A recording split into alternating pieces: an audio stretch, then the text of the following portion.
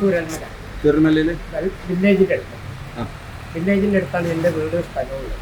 2 acre സ്ഥലമുണ്ട്, ഒരു വീടുണ്ട്. ചൂരൽമല ടൗണിൽ 5 സെൻറ്റ് സ്ഥലവും 4 കടമുറിയുണ്ട്. അത് ജൂലൈ 29 പൂർണ്ണമായി നഷ്ടപ്പെട്ടു. കടമുറി പോയതിന് നഷ്ടപരിഹാരമൊന്നും കിട്ടിയില്ല. വീടും സ്ഥലവും പോയതിന് അതിനും കിട്ടിയില്ല. അത് വീട് ഗവൺമെന്റ് തരാന്ന് പറഞ്ഞിട്ട് ഭൂമിന്റെ ഒന്നും പറയുന്നില്ല.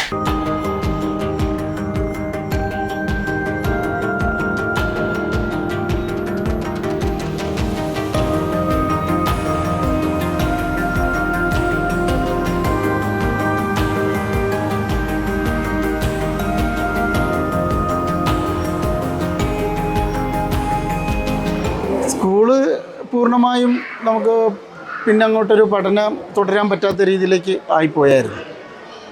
പിന്നീട് നമ്മൾ പെട്ടെന്ന് വിദ്യാഭ്യാസ വകുപ്പ് ഇടപെട്ടു. പിറ്റേ ദിവസമല്ല, അന്ന് തന്നെ നമ്മളിവിടേക്ക് കൊണ്ടുവന്നു. ജൂലൈ 30 തന്നെ നമ്മളെ ഓഫീസ് താൽക്കാലികമായിട്ട് ഇവിടെ പ്രവർത്തനം തുടങ്ങി. ഈ മേപ്പാടി സ്കൂളിൽ പ്രവർത്തനം തുടങ്ങി. അധ്യാപകരൊക്കെ ഒരു ട്രോമ സ്റ്റേജിലായിരുന്നു. കുട്ടികളുടെ തിരയാനും കുട്ടികളെ കണ്ടെത്താനും അവരെ ഐഡൻറ്റിഫൈ ചെയ്യാനും ഒക്കെ അധ്യാപകരെയാണ് നിയോഗിച്ചത്.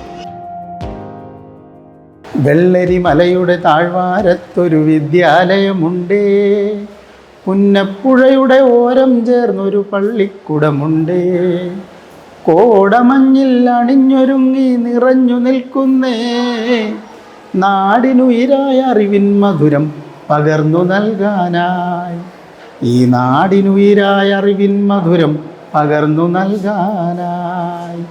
വെള്ളരി മലയുടെ താഴ്വാരത്തൊരു വിദ്യാലയമുണ്ട്, പുന്നപ്പുഴയുടെ ഓരം ചേർന്നൊരു പള്ളിക്കുടമുണ്ട്.